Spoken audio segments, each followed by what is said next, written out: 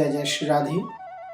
एक भक्ति की जिज्ञासा थी कि क्या अपने संपूर्ण जीवन काल में यदि कोई व्यक्ति 3.5 करोड़ हरिनाम का जप पूर्ण कर ले तो क्या इसी जन्म में भगवत दर्शन प्रत्यक्ष संभव है।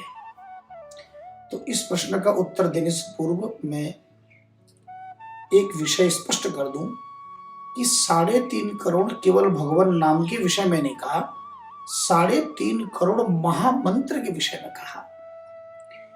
हमारा यह देश नाम परायण देश है।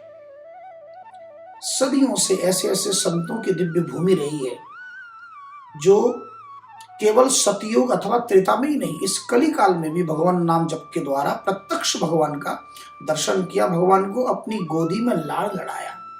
ऐसे संतों की बड़ी लंबी चौड़ी सूची है। सूरदास गोस्वामी तुलसीदास जी, मीराबाई, तुकाराम जी, नामदेव जी, रामदास जी जिन्हें हम समर्थ गुरु रामदास कहते हैं, कबीर जी, नानक जी, दयाबाई, जनाबाई, करमेती बाई। उसके बाद हमारे गौड़ीय संप्रदाय में गोस्वामी सनातन गोस्वामी जी, रूप गोस्वामी जी, जीव गोस्वामी जी, रघुनाथ दास गोस्वामी जी, महाप्रभु से पूर्व उनके जो दादा गुरु थे माधवेंद्र पुरी जी, ईश्वरपुरी जी, जितने भी संत हैं, इन सभी संतों ने भगवान को प्रत्यक्ष लाड़ लड़ाया। तो इसलिए हाँ, 3.5 करोड़ भगवान नाम जप के द्वारा जन साधारण के लिए यदि ये नियम बनाया है तो इसका प्रमाण, आपने ये भी पूछा कि इसका प्रमाण कहाँ है, तो देखिए इसका प्रमाण कली संतरण उपनिषद में इसका प्रमाण है। इससे पहले कि मैं इसके प्रमाण में प्रवेश करूं, पहले भगवान नाम जप जो हम करते हैं साधारण रूप से, उसका फल हमें प्राप्त क्यों नहीं होता, उस कारण पर विचार कीजिए, तब हम 3.5 करोड़ की विचार करेंगे। देखिए इसके लिए एक छोटा सा दृष्टांत मैं समझाता हूँ। एक बार हरिद्वार में भगवान शंकर और माता पार्वती ने देखा कि लाखों लोग गंगा स्नान करके अपने अपने गंतव्य को जाने लगे।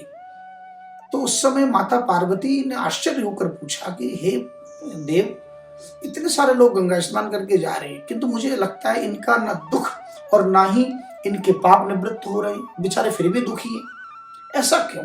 तो भगवान शंकर ने मुस्कुराते हुए कहा, देवी इनमें से कोई भी गंगा स्नान कर ही नहीं रहा है। यदि सचमुच हृदय से गंगा स्नान करे तो इनके पाप भी दूर होते और दुख भी निवृत्त हो जाते।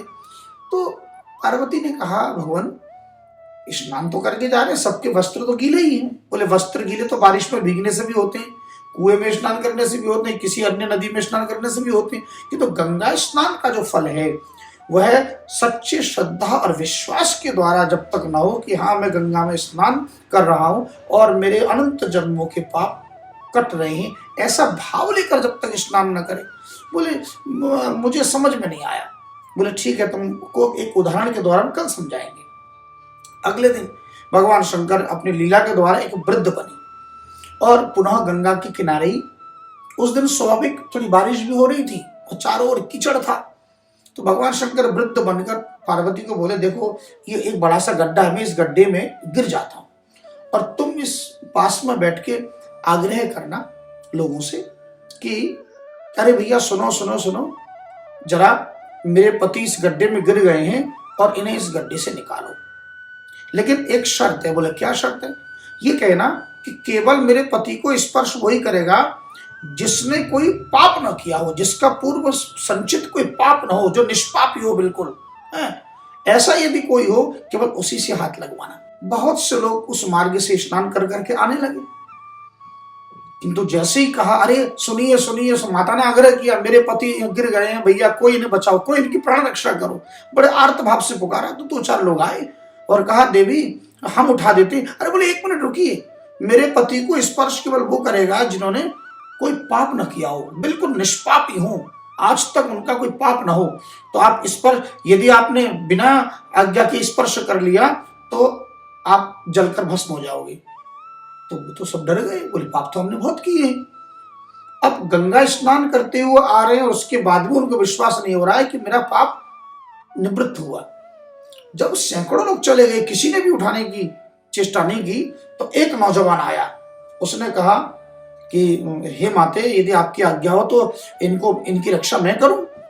बोले भैया देखो एक शर्त है, यदि आपके जीवन में कोई आपने पाप न किया हो, निष्पापी हो, तभी आप स्पर्श करें, नहीं तो आप जलकर भस्म हो जाओगे।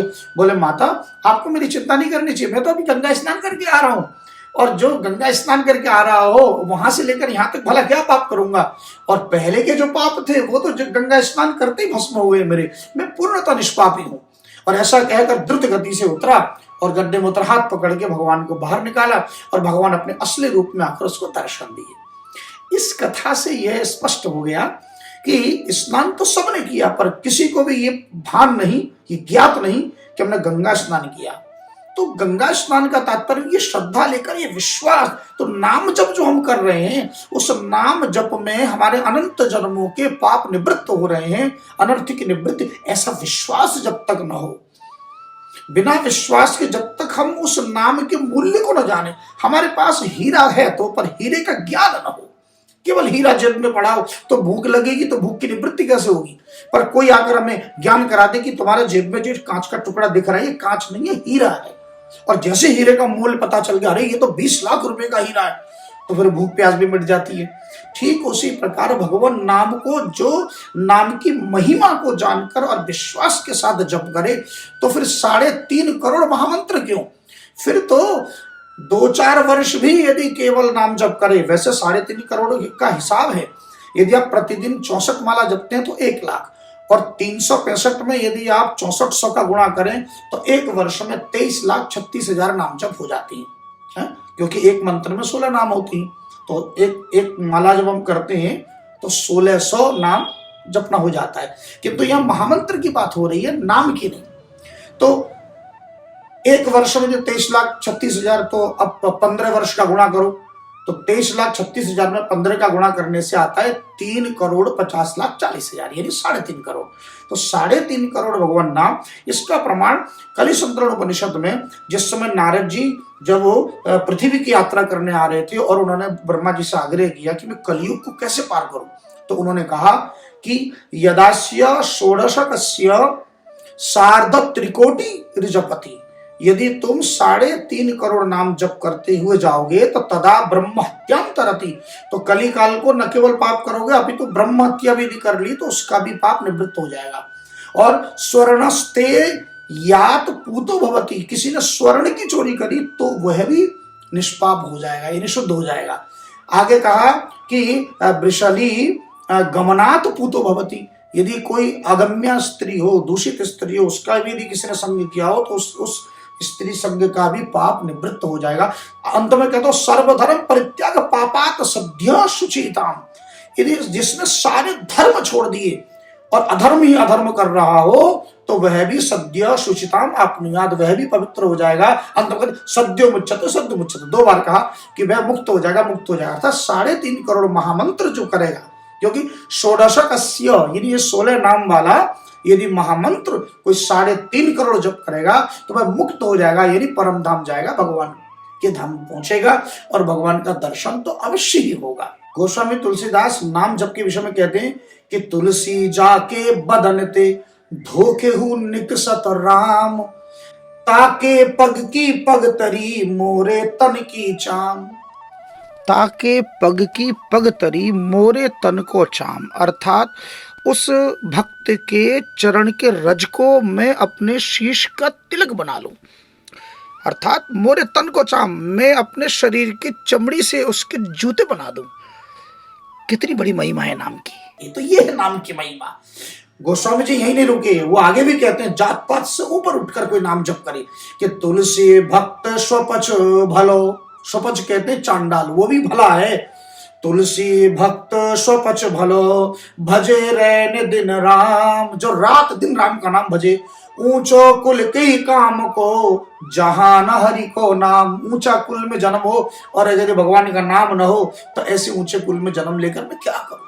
तो अर्थात भगवान नाम जपने वाला चाहे वो स्वपच हो, चांडाल हो, कोई भी निम्न जाति में हो, उसका भी स्वागत है, वह भी यहाँ पर स्वागत का अधिकार है, वह भी सर्वश्रेष्ठ मानने योग्य है। इसलिए आज ही 1 लाख हरिनाम यानी 64 माला जपने का संकल्प लीजिए और इसी जन्म में रोग शोक भय बाधा व्याधि, यद्यपि नाम जप का जो मुख्य उद्देश्य होना चाहिए वह निष्काम होना चाहिए, भगवान से कुछ मांगे। अब बताइए 20 लाख के हीरे के बदले में कोई 1 गिलास पानी खरीदेगा?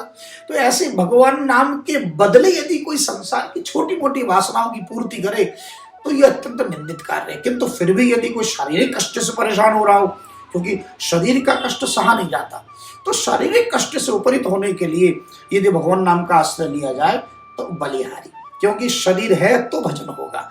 उसके बाद फिर भजन, संकट से उबरने के बाद ही तो भजन करेगा। गजराज का पांव तो मगर ने पकड़ा हुआ है, तो जब तक वो पांव छूटे नहीं तो बेचारा भजन कैसे करे। इसलिए गजराज ने संकट की स्थिति में भगवान की शरणागति की। ऐसे आपके जीवन में रोग, शोक, भय, बाधा, व्याधि, विपत्ति, संकट हो तो उस समय आर्त भाव से पुकारते हैं कि बाग गदगदा द्रवत यस्य चित्तम, वाणी गदगद हो, चित्त द्रवित हो जाए। देखिए भगवान नाम की सिद्धि का केवल एक ही पैमाना है कि नेत्रों में अश्रुपात हो, व्याकुलता बढ़े। जब तक चित्त में व्याकुलता नहीं बढ़ेगी तब तक भगवत दर्शन संभव नहीं। जय जय श्री राधे।